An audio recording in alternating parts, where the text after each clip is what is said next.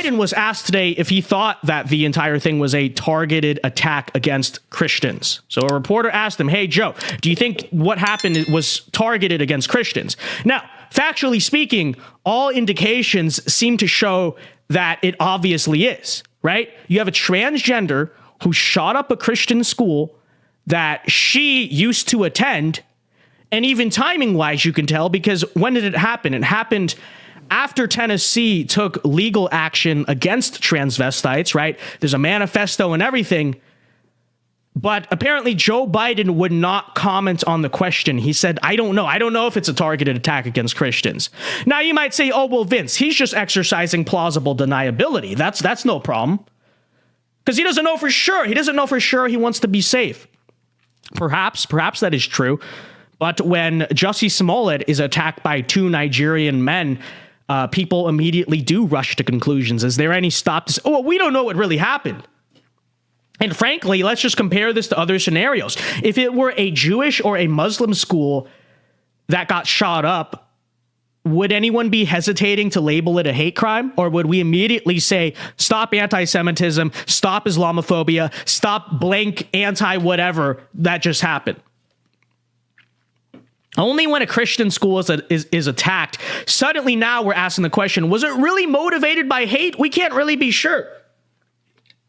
But not only that, it's very apparent that Joe Biden does not even view this school shooting as a serious issue. Because you might remember on Monday, some of you guys might have seen that clip. Right after the shooting, he comes out, and what's the first thing he does? Does he pray for the kids? Does he say, condolences? This is horrible. The first thing he does is he makes jokes about chocolate chip ice cream. Not joking. That was his first reaction to the Nashville shooting. He's making jokes about ice cream. And maybe, okay, that was Monday. He didn't really know what was going on. Well, here he was yesterday, asked about whether or not the Covenant school shooting was a targeted hate crime against Christians. And here is Joe Biden, once again, refusing to answer that question and not joking about this, straight up making jokes about it. Here you go. Do you believe that Christians were targeted in Nashville school shooting? Do you believe that Christians were targeted? I have no idea. Josh Foley believes they were. What do you say to that? Well, I probably don't then. Probably don't. No, I'm joking. No, I have no idea. Do you believe that Christians were targeted? So he first of all says he doesn't know, which again, if you want to make plausible, he's just trying to make sure he doesn't want to. Let's not kid ourselves. If it were anything else, any other group besides Christians or white people that got attacked, you know what the response would be. And on top of that, regardless, even if whether or not you know or not, he's going to make jokes about it. This is the unity and decency that Uncle Joe is restoring to American politics, making jokes about dead children. Or I'll even be fair, not about dead children, but at the expense of dead children. Although you may say in fairness, and perhaps this is a valid point, Biden may simply not really know or remember or have a clue about anything that ever happened in Nashville. So I guess that's a reasonable out for him. But then again, if this were remotely a serious issue to the left, wouldn't his handlers at least maybe tell him beforehand, here's what you need to say, right? But as I've been saying, it's not a serious issue to them. Anti-Christian hate is not a serious issue to the left. In fact, and this should be no surprise to anyone, but it's something that is actually encouraged and tolerated and that the left actually engages in actively.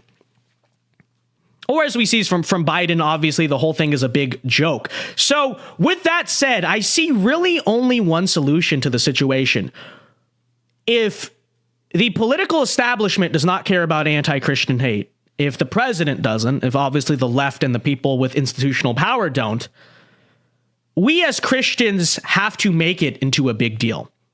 We cannot sit by and allow, and this is kind of my take tonight, we cannot sit by and allow the violence and persecution against us to be ignored in this country any longer. We cannot idly stand by as society not only desecrates and disrespects everything we believe in, but as political and cultural leaders abet what is now turning into actual violence against us.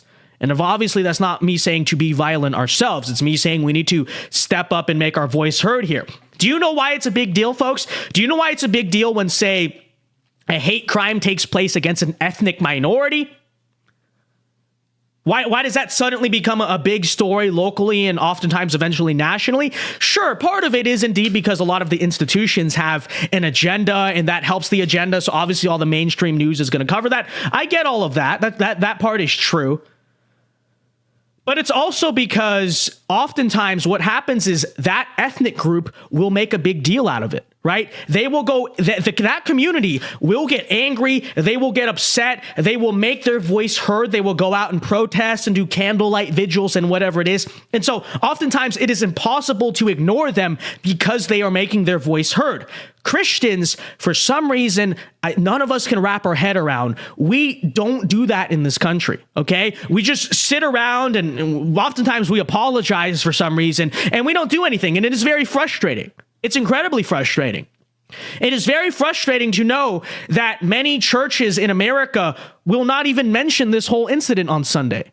And in fact, on Monday's show, let's come back, chat, to the Christians in chat.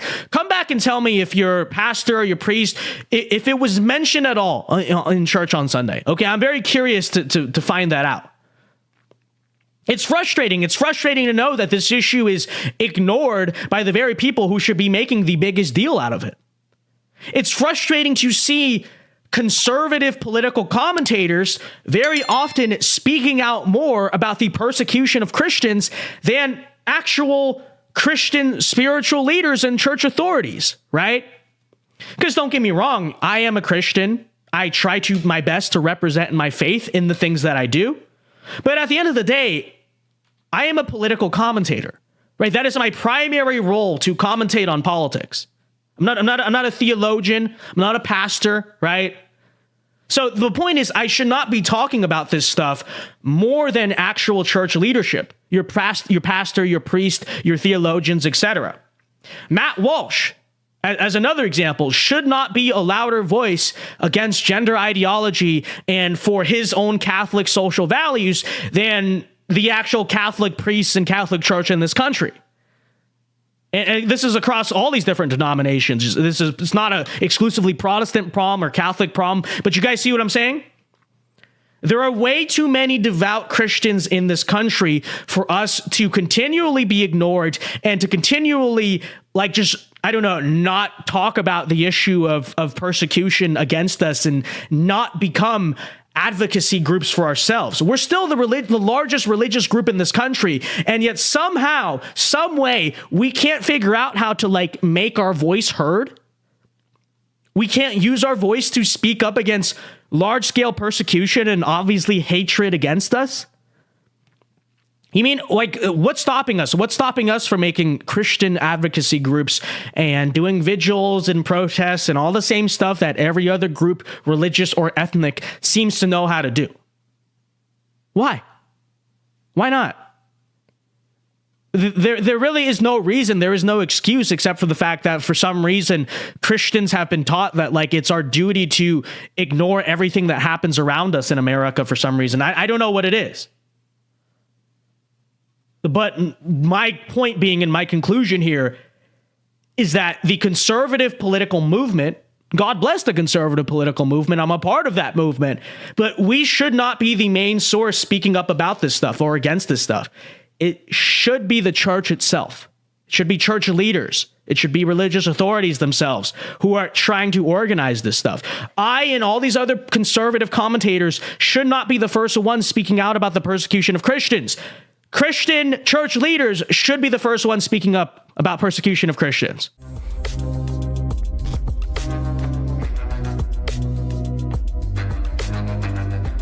Hey guys, Vince Dao here. Hope you enjoyed that clip from the Vince Dao Show. If you did, be sure to leave a like and subscribe if you are new to the channel. And be sure to check out the Vince Dao Show live every weeknight here on this channel at 8 p.m. Eastern Time. It is a great show. Many are saying this. So leave a like, check out our other clips, and be sure to check out the show. Yeah. God bless.